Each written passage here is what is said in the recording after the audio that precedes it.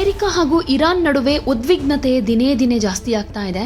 ಈ ಹಿನ್ನೆಲೆಯಲ್ಲಿ ಭಾರತೀಯ ನಾಗರಿಕರು ವಾಣಿಜ್ಯ ವಿಮಾನಗಳು ಸೇರಿದ ಹಾಗೆ ಲಭ್ಯ ಇರೋ ಎಲ್ಲಾ ಸಾರಿಗೆ ವ್ಯವಸ್ಥೆ ಮೂಲಕ ಇರಾನ್ ತೊರೆಯುವಂತೆ ಭಾರತೀಯ ರಾಯಭಾರ ಕಚೇರಿ ಸೂಚನೆ ಕೊಟ್ಟಿದೆ. 2026 ಜನವರಿ 5ನೇ ತಾರೀಕು ಭಾರತ ಸರ್ಕಾರ ಹೊರಡಿಸಿರೋ ಸಲಹೆಯನ್ನ ಮುಂದುವರಿಕೆಯಾಗಿ ಹಾಗೆ ಇರಾನ್ನಲ್ಲಿನ ಗಂಭೀರ ಪರಿಸ್ಥಿತಿಯನ್ನ ಗಮನದಲ್ಲಿಟ್ಟುಕೊಂಡು ಪ್ರಸ್ತುತ ಇರಾನ್ನಲ್ಲಿರೋ ಭಾರತೀಯ ಪ್ರಜೆಗಳು, ಈ ವಿದ್ಯಾರ್ಥಿಗಳು, ಯಾತ್ರಿಕರು, ವ್ಯಾಪಾರಸ್ಥರು ಹಾಗೆ ಪ್ರವಾಸಿಗರು ಸೇರಿದ ಹಾಗೆ ಇವರೆಲ್ಲ ವಾಣಿಜ್ಯ ವಿಮಾನಗಳು ಸೇರಿದ ಹಾಗೆ ಲಭ್ಯ ಇರೋ ಸಾರಿಗೆ ವಿಧಾನಗಳ ಮೂಲಕ ಇರಾನ್ನಿಂದ ಹೊರಹೋಗುವುದಕ್ಕೆ ಸೂಚನೆ ಕೊಡಲಾಗಿದೆ.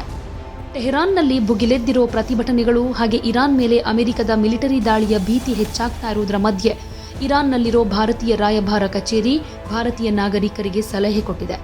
ಕಳೆದ ತಿಂಗಳು ಪ್ರತಿಭಟನಾಕಾರರ ಮೇಲೆ ಟೆಹರಾನ್ ದಮನಕಾರಿ ಕ್ರಮಗಳನ್ನು ಕೈಗೊಂಡ ಮೇಲೆ ಇದೇ ಫಸ್ಟ್ ಟೈಮ್ ಇರಾನ್ನ ಅನೇಕ ವಿಶ್ವವಿದ್ಯಾಲಯಗಳ ವಿದ್ಯಾರ್ಥಿಗಳು ಸರ್ಕಾರದ ವಿರುದ್ಧ ಪ್ರತಿಭಟನೆ ನಡೆಸಿದರು.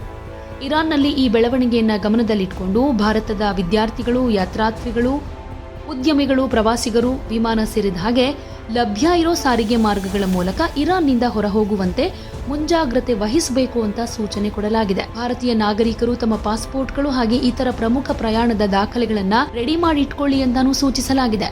ರಾಯಭಾರ ಕಚೇರಿಯಲ್ಲಿ ನೋಂದಾಯಿಸದವರು ಅಧಿಕೃತ ಆನ್ಲೈನ್ ಪೋರ್ಟಲ್ ಮೂಲಕ ನೋಂದಾಯಿಸಿಕೊಳ್ಳೋದಕ್ಕೂ ಸೂಚಿಸಲಾಗಿದೆ. ಹಾಗೆ ತುರ್ತು ಸಹಾಯವಾಣಿ ಸಂಖ್ಯೆಗಳನ್ನು ಬಿಡುಗಡೆ ಮಾಡಲಾಗಿದೆ.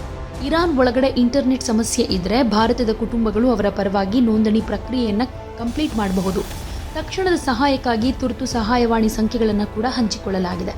ಭಾರತೀಯ ರಾಯಭಾರಿ ಕಚೇರಿಯ ತುರ್ತು ಸಂಪರ್ಕ ಸಹಾಯವಾಣಿಗಳನ್ನು ಕೂಡ ಕೊಡಲಾಗಿದೆ.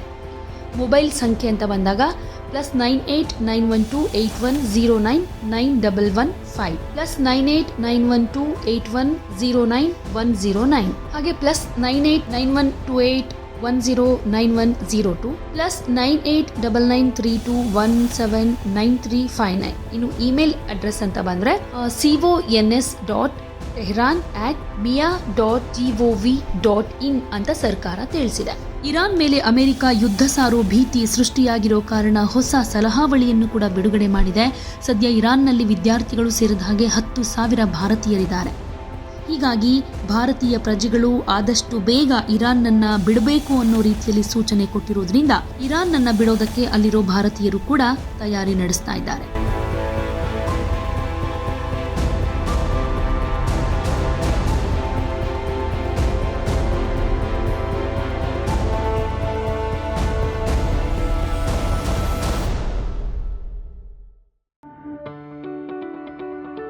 ಯಾವುದೇ ಸುದ್ದಿಯ ಅಪ್ಡೇಟ್ ಅನ್ನ ಮಿಸ್ ಮಾಡ್ಕೊಳ್ಬಾರ್ದು ಅಂದ್ರೆ ಈಗ್ಲೇ ಒನ್ ಇಂಡಿಯಾವನ್ನ ಸಬ್ಸ್ಕ್ರೈಬ್ ಮಾಡಿ. ನಿಮಗೆ ಬೇಕಾದ ಭಾಷೆಯಲ್ಲಿ ಎಲ್ಲಾ ಸುದ್ದಿ ತಿಳಿಬೇಕು ಅಂದ್ರೆ ಒನ್ ಇಂಡಿಯಾ ಆಪ್ ಅನ್ನ ಡೌನ್ಲೋಡ್ ಮಾಡ್ಕೊಳ್ಳಿ.